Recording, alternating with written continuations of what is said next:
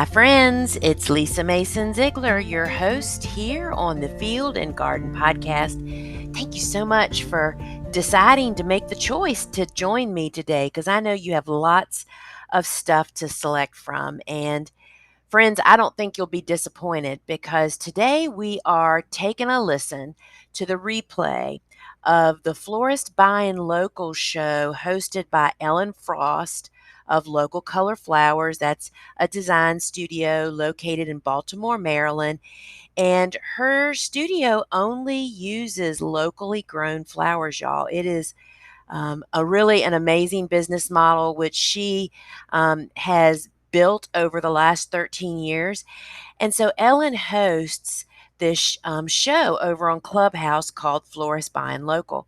And she covers all kinds of topics, really aiming to touch florists and designers that want to become a part of this, domestic flower, cut flower growing groups. And because that's what Ellen's niche and she's tapped her business in on. So, today, Ellen is talking about local flower co ops, different ways that local growers are one of the ways, but that way has many different ways. Does that make sense? You'll understand when you hear her chat that co ops are a way that local flower farmers can sell their flowers. And it's kind of becoming familiar with this will really help your designers and your florist. And if you're a flower farmer, guess what? You may learn a new way to sell your flowers from this. So let's take a listen to Ellen as she talks about local flower co ops. All right, everyone, it's 8 a.m. Let's get started. My name is Ellen Frost. I'm the owner of Local Color Flowers. For those of you who don't know us, we are a floral design studio located in Baltimore, Maryland, and we source all of our flowers locally. I'm also a course creator and an online instructor for the Gardener's Workshop. And my course, Growing Your Business with Local Flower Sourcing, is offered once a year to help florists and designers, farmer florists, even farmers who dabble in design, take their businesses to the next level with local flower sourcing. And registration for that class opens November 5th. People, that is only 45 days away. And then it starts in January. So if you're interested in learning more about local flower sourcing, I hope you'll check out our class. You can go to the Gardener's Workshop to learn more. If you're interested in learning more about the work we do here in Baltimore, you can find us on Instagram at Local Color Flowers. And then just recently, we have created a dedicated Instagram called Florist Buying Local Flowers and a Facebook group called Florist Buying Local. So there's lots of ways to connect with us. And Jesse said, just to note that this discussion is going to be recorded. So if you jump on to talk, you will be recorded. Jesse's here to help. She can tell you a little bit about what her role is and how she's going to facilitate. Hi, everyone. I'm here to help Ellen out with the discussion today. One of the things that I like to do is offer people an opportunity to ask questions without the need to raise their hand. If for whatever reason you're not wanting to come up and ask your question, you're more than welcome to text it to me using Clubhouse's back channel feature. That is at the bottom right hand corner. It's the paper airplane icon. If you click on that and type my name in, you'll be able to find me on there and send me your question via text message. And then I can ask once we get to the questions portion, I can ask the question on your behalf. Wanted to let everyone know as well that if you are not in Ellen's club here on Clubhouse, the Florist Buying Local Club, it's that little green house icon at the top of the screen there. If you click on that and join the club, then each time she schedules a chat, you'll receive a notification so that you can schedule to listen. I think that's it for now, so I'm looking forward to a good discussion. Thanks. All right, everyone. I am going to talk today a little bit about local flower co-ops. I thought it was a good week to do this because we've had a couple questions about co-ops, and also we work with a co-op right now called Monocacy Valley Co-op, and they gifted us a couple buckets of flowers this week for us to design with so that we could help them promote the services that they offer and show off some of the local flowers that we have in our region. And so they were on my mind this week, and I thought it would be a good time to start talking about local flower co-ops. And I want to let you know, I'm using the word co-op today very loosely. So a co-op is an actual legal structure, and some of the groups that we work with do have the legal structure of co-op. But the way we're going to just talk about it today is sort of a way for flower farmers to sell their product together.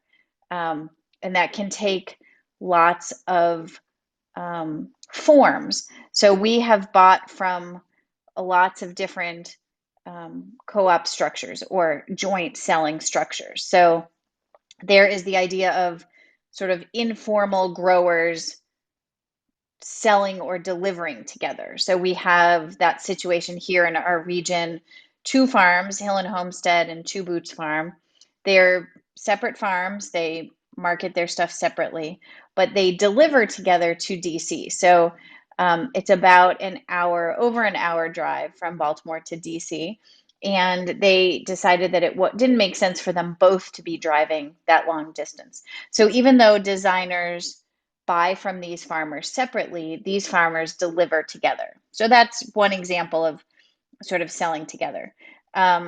Another way is to have a formal co-op, like we buy from two formal co-ops right now, the Monocacy Valley Co-op or Old Dominion Co-op. These are a group of growers that sell together, so they have one availability list, but they don't have any space, so they're not all together at a location. They're just all on their own farms. They send an availability list out, they sell together, and they deliver together. There are co-ops that have formal spaces together, like the Seattle Growers Wholesale Market. That is a group of growers who got together not only to sell together, but to physically be in the same location together. So a designer can come to one location, similar to going to a wholesaler, and buy from lots of growers at that one location. There's also a play, for those of you who are unfamiliar, there's Rooted Farmers. They are an online marketplace for farmers to sell flowers and designers to buy flowers. And while they're not a formal co-op in the sort of traditional sense, they are a platform for designers to buy from lots of growers in one place. So those are just a few of the forms that we have experienced. I'm sure there are lots of other creative situations of farmers growing together. And there are benefits, right, for growers to sell together. It allows small growers who might not have enough product or might not have enough clout to sell to bigger customers. And so that's a good way to, excuse me, maybe get your foot in the door with a designer or florist customer. Excuse me. Additionally, selling together allows growers that might be geographically far away from their customers to service a geographic area that might be too far for them to do alone.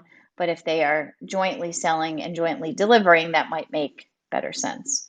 The example that I gave of Maya and Elisa delivering together to DC means that they are not duplicating services. So another one of the benefits to a grower to sell as part of a co-op is that you don't have to duplicate services like delivery, like marketing, like billing. You can sort of get in on that with other growers and sort of spread the burden out. And then one other thing I would say about the benefits of selling together for farmers is that you are, whether you want to admit it or not, whether you like it or not, you are competing with wholesalers for florists' business. And the wholesalers really make ordering very easy. You can order online at any time of day or night. You can pay online anytime, day or night. You can get almost anything you need, and that goes for flowers and for hard goods, in one place. So it's very easy for florists to buy from wholesalers. And one of the things that designers often say about buying locally is that logistically, it's very challenging. There's lots of growers, there's lots of logistics.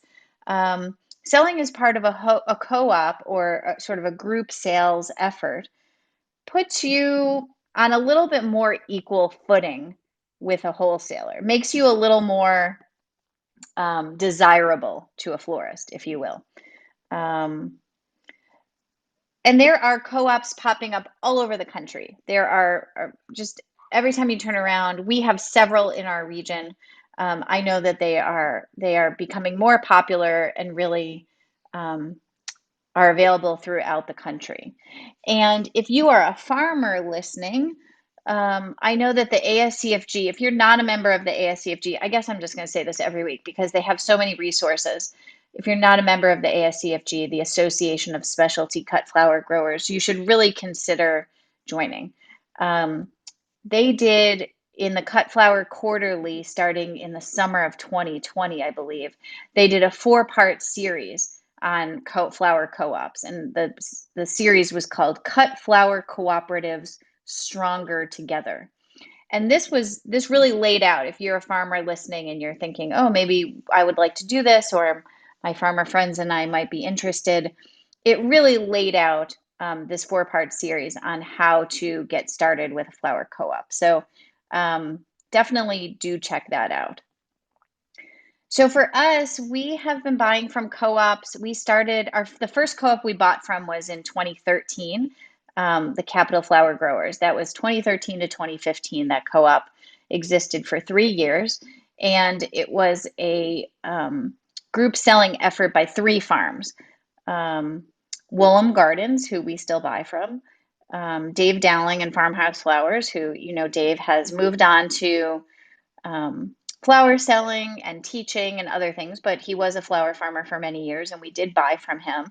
And he became part of this joint selling co-op, Capital Flower Growers. And then Barbara Lamborn, who is Greenstone Fields. So these 3 growers got together, and it was great for us because we had been buying from each of them separately, and buying from them together made things a lot easier for us. It also, I think, made things easier for them because many of the customers that they had were buying from each of them. Currently, we are buying from 2 co-ops in our area, like I said, Monocacy and Old Dominion. They're both great. We're really grateful for them. And there's really a lot of benefits to designers being able to buy from groups like this. It allows us to access way more product than we would be able to access if we were trying to buy from these farmers separately. Sometimes because of size, if a grower is just very small, it's difficult for a designer to buy from them because they don't have a lot of availability. They might not have consistent availability. And also the location of the grower. We have a grower that is part of the Monocacy co-op Petal Patch. They're a great grower. We bought from them a couple times years ago, and I think we both realized that it was not a good fit logistically. They were, over an hour away. They were a small grower, and even though they had specialty crops that we really liked and we really wanted, they didn't have enough product at that time to make it worth it for them to drive all the way here just for that order. So now that they are part of the co-op, we're able to access their product without them having to, come to Baltimore for a small order. There's also benefits for us on saving time administratively. So if we are getting one availability list instead of 10, that really cuts down on the amount of time that we have to shop around or look at, a dozen availability lists and pricing and piecing together orders. It really allows us to cut down on time. And if you are like me, time is really time is everything. We are very busy, especially during this season, fall season, wedding season. So anytime we can cut down on our administrative time, the better. Additionally, if we can cut down time on deliveries, so if you can picture, we are a floral design studio, so we're not a retail shop. We don't have regular hours, and we don't always have people in the shop. Our designers work sort of odd hours when they need to get the work done. And if we are waiting around for deliveries from 10 different growers, that means I have to pay somebody to be there for, several hours or more to meet those growers. But if we are buying from 10 growers as part of a co-op and there's only one delivery, that really cuts down on the time that we have to commit to being there for deliveries. And that's huge. For a designer, that's huge. So these are some of the benefits for the designers, and I think it's important for the growers to understand that because those are selling points, right? I think some of the challenges that we still see with co-ops, and even though they make our lives much easier, we love buying from them. It takes a while to get the kinks out. It takes some time to fine tune what you're offering. And so, one thing that is still challenging for us is co-ops that, while they may be selling together, they are still billing separately. So I get it. I want to be very clear. I understand. I'm very close with these growers. I understand why they choose to do this. But for us, for the designer, that still adds to our administrative time. And like I said, time is of the essence. So we may be able to buy from the co-op together, but we're still getting 10 different invoices that are requesting payment in half a dozen ways. Some people you can pay online. Some people want a check. Some people want you to pay through PayPal or Square. There's just lots of different ways of billing. And so that can be challenging for a designer.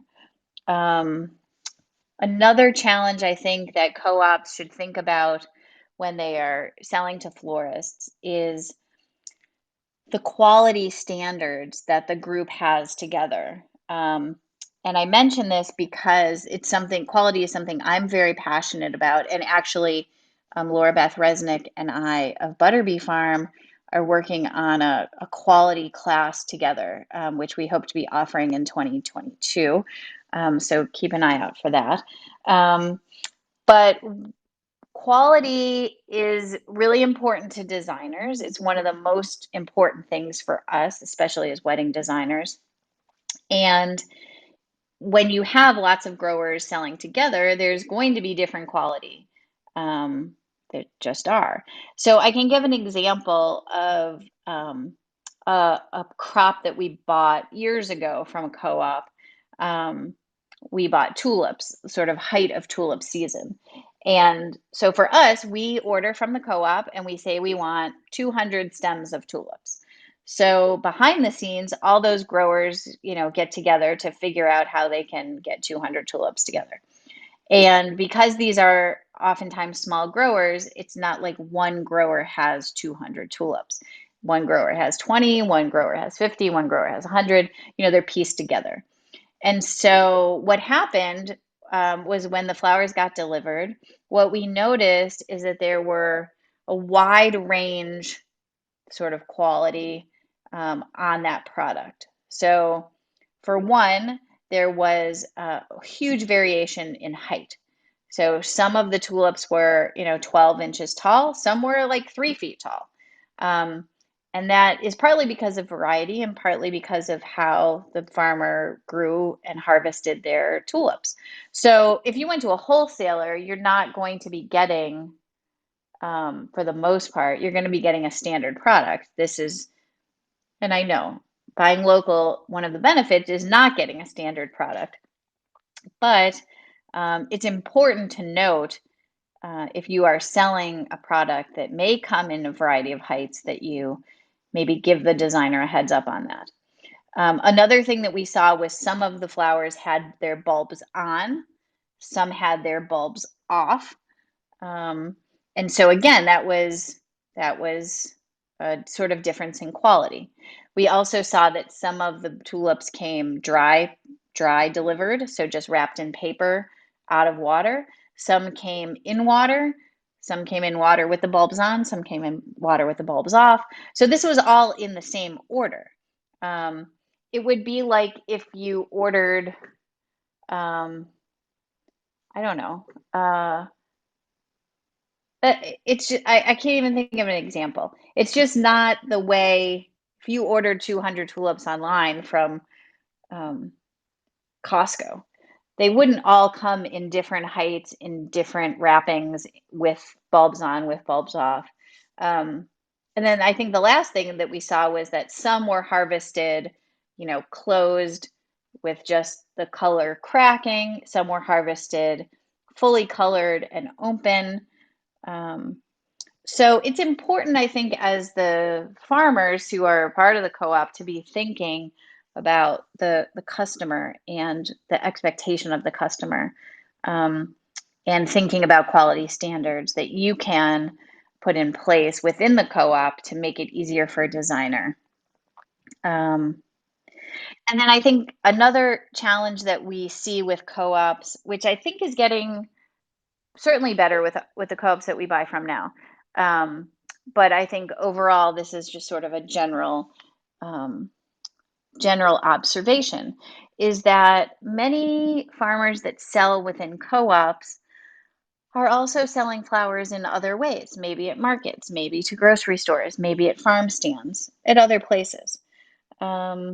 And sometimes we will get an availability list from a co-op, and even though there are lots of farmers involved, the availability, the options, the quantities are still really low.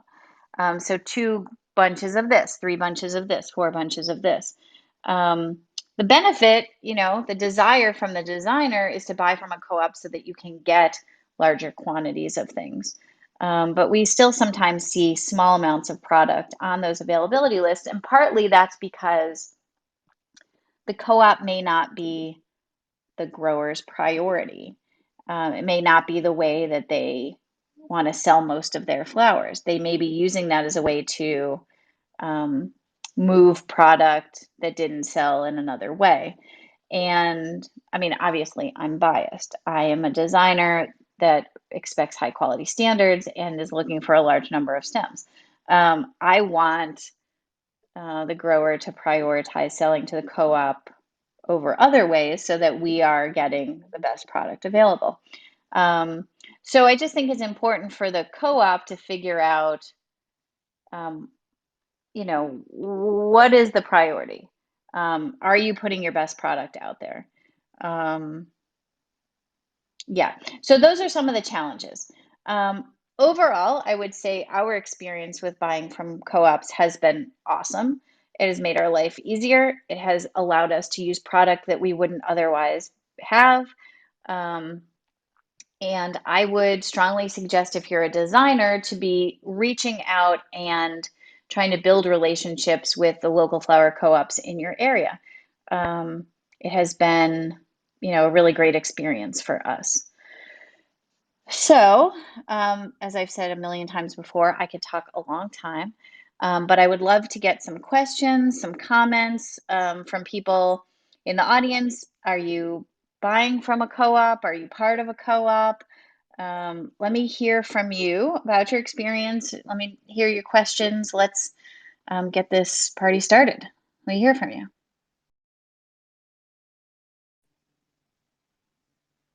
All right, who's out there that's got a question or a comment?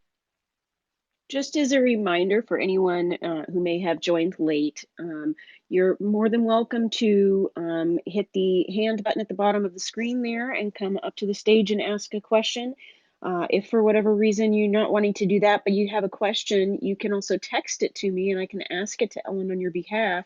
Use that paper icon, paper airplane icon at the bottom there, and send me a text message with your question, and I'll be happy to get it on for you. Thank you.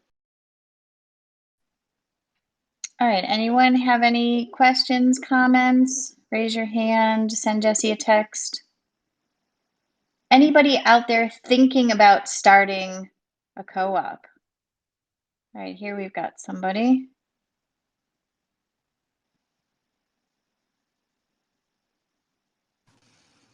Hi, Anne. Hey, Ellen. This is a great discussion. As a grower, it'd be something I'd really love to see us do. However, in the meantime, this is how we sort of handle our co-op. First of all, the florists that I service, we do make a point when we go in to introduce ourselves. Are you already buying local? And if they say, yes, we do, then we, don't, we kind of say, okay, this is your florist, this is my florist, that kind of thing. So, and this is, we're talking low volume. We're not talking bunches and bunches. And the only reason I'm bringing this out is because there may be growers out there who may not be able to pull all this together. But, so what I do is we have a Facebook post, and there's several of us that say, okay, we're making a delivery on such and such a date. What have you got available? And people will write in, oh, I'll have this, I'll have that, I'll have the other. And then the person who's responsible for delivering will say, well, I'll take this, I'll take that. Sometimes we pre-sell, sometimes we just show up with buckets. Not a lot of buckets, maybe 6 to 10 buckets. And then we just let the florist purchase whatever out of our buckets. We make a record of, did they buy my gumfrena? Did they buy somebody else's gumfrena? And then we come back and do the, financial part of it. We just, okay, Emily gets this amount, Gail gets that amount, Fern gets this amount. So it's not to the degree that you're talking about, but it is a way to get going by selling cooperatively. Does that make sense? Yeah, Anne, can I ask where you're located? In Atlanta. Okay, in Atlanta. And can I ask, the driver who takes that stuff out, do they receive the payment when they arrive at the floor? Yes. We'll have an invoice made up of everything that we're bringing.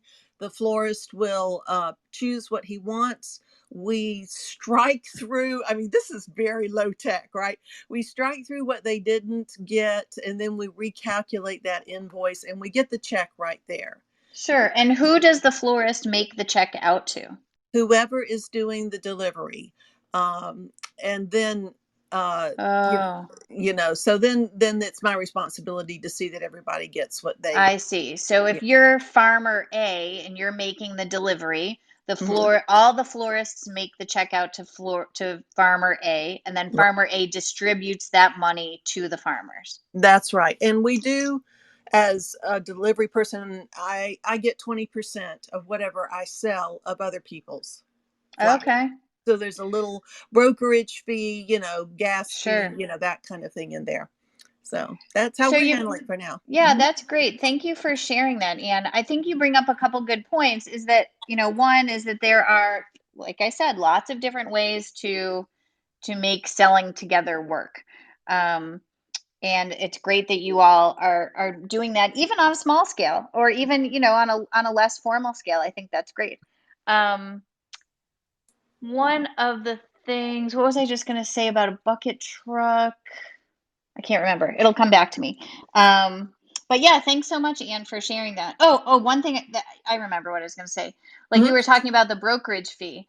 Mhm. One of the things that I have seen with our co-ops that I've worked with and co-ops that we've consulted with, is that there is always sort of a question about, right, who's doing the work of the co-op, who's doing the work, not just the farmers farming, but who is sending the availability list, who's taking the money, who's distributing the money.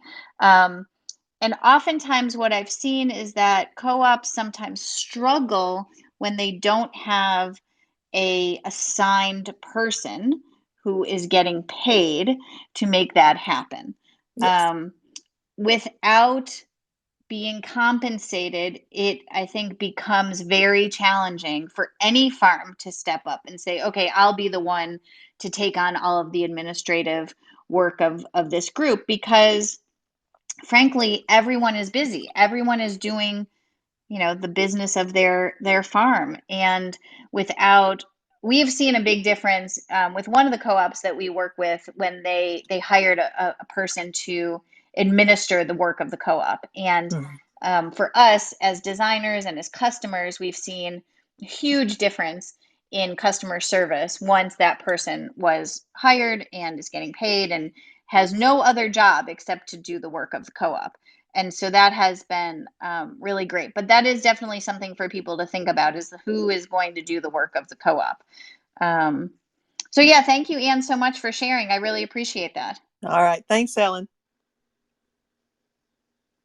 All right. Anyone else have questions, comments?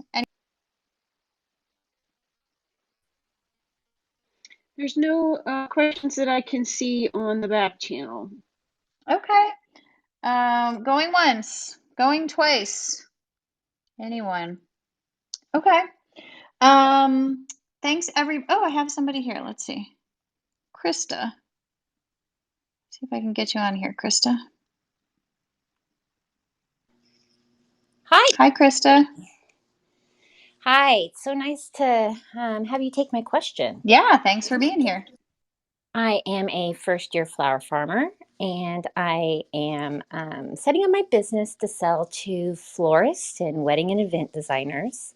And I'm very interested in how I might find a co-op around me, or people who might be interested in forming a co-op near me. Where are you located? I am located in Oregon, in the Willamette Valley, just outside of Salem. Great. Thanks for joining us. So is it very early for you, I guess? It is 5:30 a.m. Yeah, that's like my time. That's good. Okay, so one thing I would say is first, right, learning about who's out there, like what flower farmers are near you. And you can do that by the ASCFG has a list, has a directory that is you can search by location, and you can just go to localflowers.org. That's the ASCFG's sort of outward facing website, and you can search on there. I think Slow Flowers also has a directory that you can search by location. And you could also reach out to the Department of Agriculture where you are to see if they have a list. Our Department of Agriculture has a pretty extensive list of flower farmers in Maryland. So our page is marylandgrowers.org. I should look that up. So those would be ways to first just see who's out there. And then maybe do some research on how those folks are selling. Are there folks that are already selling to florists that you might be able to connect with? Also, like, I know Instagram there's like lots of benefits and lots of downsides to Instagram, but searching hashtags on Instagram for like wedding designers or floral designers in your area and see if they're posting anything about farmers that they're buying from. And then I would say, start contacting people and seeing, if they are interested. Also, always going to like farmers markets and seeing if there's flower farmers there that might be interested. If you haven't checked out that ASCFG article, I would check that out because that really does give a good, like, how to get started. So Ellen, I don't know, that might be. Ellen, could you say, I'm sorry to interrupt, could you say again, please, what the name of the article was? There was someone on the back channel that also asked about that, or where they might be able to find it. Yes, it is. It's a 4-part series. So it's actually in 4 consecutive issues of the Cut Flower Quarterly. And it started, the first one was in the summer edition of 2020. And the article is called, hold on, I wrote it down, Cut Flower Cooperatives Stronger Together. And they really go through a good, like, what is a co-op? What are the structures? How to legally set it up? What are the roles? How do you make it work? What are the challenges? It was a really good series. So Krista, that might be like a starting point to just find out like who's around, who they're selling to, and if they might be interested in.